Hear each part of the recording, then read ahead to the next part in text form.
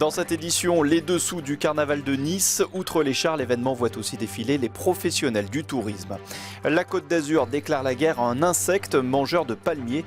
Mais d'abord, coup de zoom sur le e-commerce. La vente en ligne est en plein boom, on le sait. Du coup, de plus en plus de commerçants s'y mettent. Mais pas facile de concevoir un magasin virtuel quand on n'est pas mordu de nouvelles technologies. Pour lancer son site, mais aussi le développer, des aides gratuites ont été mises en place par certaines collectivités. Internet, l'incontournable aujourd'hui pour les commerçants, artisans ou entrepreneurs. Mais l'outil n'est pas simple, le e-commerce ne s'improvise pas. Pourtant, depuis quelques temps maintenant, dans ce magasin de Brive, la vente se fait autant en ligne qu'au comptoir. Pour nous, ça représentait 3 choses en fait. La première, c'était attirer de nouveaux clients. Ensuite, permettre aux clients que l'on rencontrait en foire et salons gastronomiques de pouvoir nous retrouver sur Internet et donc de recommander. Ça, c'était vraiment très important. Et puis aussi d'avoir une visibilité, ma foi, qui est quand même très intéressante.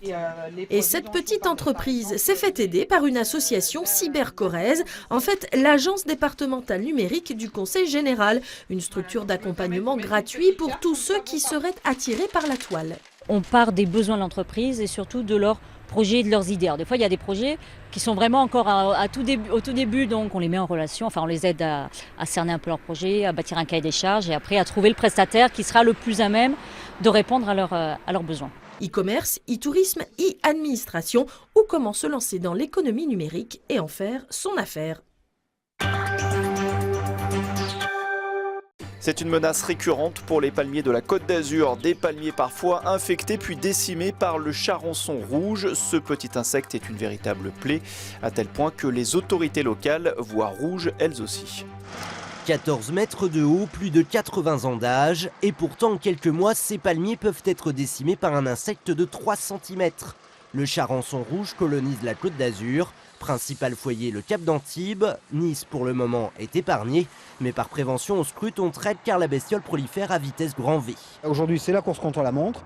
Chaque fois qu'on fait un assainissement comme ça, on détruit environ entre 500 et 600 charançons.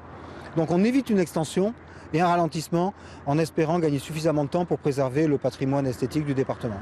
Le charançon rouge nous arrive d'Indonésie. Son développement est ultra rapide. Une femelle peut pondre plus d'une centaine d'œufs. Parfois, on trouve jusqu'à 1000 coléoptères dans un seul palmier. Pour les éradiquer, 2 solutions. La méthode bio qui consiste à implanter un champignon ou alors l'endothérapie par injection chimique. Un procédé aujourd'hui interdit dans une trentaine de communes des Alpes-Maritimes. La ville de Nice s'interdit d'entretenir ces espaces verts avec des produits phytosanitaires parce que la menace est grande sur l'environnement. Alors nous ne voudrions pas faire peser sur les populations des menaces dont nous ne mesurons pas toutes les conséquences sous prétexte de vouloir sauver nos palmiers. À Nice, on recense 17 000 palmiers dont les 2 tiers sont propriété privée. Conséquence, les habitants doivent effectuer des contrôles préventifs pour éviter la prolifération des charançons rouges qui pourraient devenir la bête noire des Niçois. Car désormais, tout palmier infecté non traité coûtera à son propriétaire jusqu'à 30 000 € d'amende et 6 mois de prison avec sursis. À 3 jours du Salon de l'Agriculture à Paris, les éleveurs de toute la France bichonnent leurs bêtes sélectionnées. C'est le cas d'un passionné de chevaux dans le Béarn et plus particulièrement de chevaux de trait. Sa pouliche de 6 ans profite d'une vie paisible avant de connaître l'effervescence de l'événement parisien. Dernier moment de détente pour cette pouliche ardennaise dans sa pension de famille avant le grand départ pour la capitale. Scadi Dosso, cheval lourd, fait partie de la délégation béarnaise pour le Salon de l'Agriculture à Paris. Chaque année, le syndicat des éleveurs de chevaux de trait, soutenu par la région, présente ses plus beaux spécimens. Par rapport au cheval de course, au cheval de sport, c'est un cheval à sang-froid, donc qui est beaucoup plus calme, et puis qui sont, dans le temps, on les appelle toujours d'ailleurs les chevaux lourds. Un regard tendre pour sa pouliche, cet éleveur a découvert le cheval de trait il y a 15 ans. Installé en vallée d'Ossau, Stéphane possède aujourd'hui toute une famille d'Ardennaises. Une fois passé l'été et la transhumance au port de Casse-Tête, il prépare sa jument pour les salons. Paris est devenu un rendez-vous incontournable pour l'homme et son cheval. Elle aura son box et puis elle aura des sorties. Elle sortira normalement c'est 2 fois par jour avec la région Aquitaine. Et puis comme elle est ardennaise, les Ardennais nous invitent à sortir aussi avec eux en présentation. Donc elle sortira 4 fois par jour pour être présentée sur le ring central. l'ensemble de la filière sera représenté.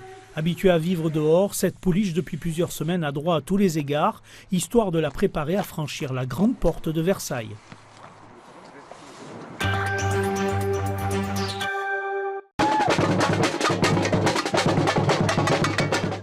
Avec 25 degrés de plus, on se croirait presque à Rio. Dans ce quartier du Mans aussi, le carnaval est une institution. Chaque année, on se déguise, on danse et on fait la fête le jour de Mardi Gras, comme le veut la tradition chrétienne, juste avant la période de jeûne du carême. Point d'orgue de l'événement, le défilé. On a un vilain bonhomme de neige qui nous a été envoyé par le roi du froid, qui veut essayer de s'installer sur le quartier. Mais nous on a des alliés de choc pour nous aider et pour poursuivre le bonhomme carnaval et pour réchauffer le quartier. Cette période lance aussi la saison des carnavals. Celui de Nice reste une référence avec près d'1 million de visiteurs attendus jusqu'au 4 mars. Il est aussi devenu incontournable pour les professionnels du tourisme de France et d'ailleurs. Vu de l'étranger, le carnaval de Nice, c'est avant tout des fleurs. Reinhardt le sait bien, il est journaliste pour la télévision allemande. Pour préparer ce char, il vous faut combien de temps à peu près? Environ une 60aine d'heures sur un char. Le reportage qu'il est en train de réaliser sera ensuite traduit en 5 langues, dont le chinois et l'arabe. Le carnaval de Nice, pour lui, c'est à ne pas rater. C'est unique, je pense, et c'est ce qui intéresse les gens. Vous voyez, nous faisons beaucoup de programmes sur le carnaval en Europe, même au monde entier, même à Rio. Mais ça, c'est unique et c'est pour ça qu'on est à Nice et on vient assez souvent. La ville attire pendant l'événement près de 150 journalistes venus de plus d'une vingtaine de pays comme l'Italie. Renato et Giuseppe travaillent pour des revues de gastronomie dans les régions de Venise et des Dolomites. Hier, la Gazzetta dello Sport a montré le char de Zidane avec la coupe. C'est un des quotidiens les plus diffusés en Italie. Cela veut dire qu'il y a beaucoup d'intérêt dans les thèmes proposés par le carnaval de Nice. L'heure est à la dégustation, au menu salade niçoise et soupe au pistou. Du coup, ils ont eu l'idée de créer un circuit de découverte des plats de la région. Autres professionnels directement concernés par la manifestation, les organisateurs de voyages. Pour ces professionnels allemands, carnaval rime avec marathon. Ils doivent visiter 7 hôtels en 2 jours. Vérifier, c'est déjà s'ils peuvent accueillir les groupes, plein de petits détails. Après, comment les bus peuvent se garer ici, parce qu'à Nice, c'est un problème pour les groupes notamment. Les petits déjeuners, c'est des groupes d'Allemands, donc il faut faire attention aux petits déjeuners. Le carnaval représente chaque année près d'1 million de visiteurs et pas loin de 35 millions de retombées économiques pour la ville.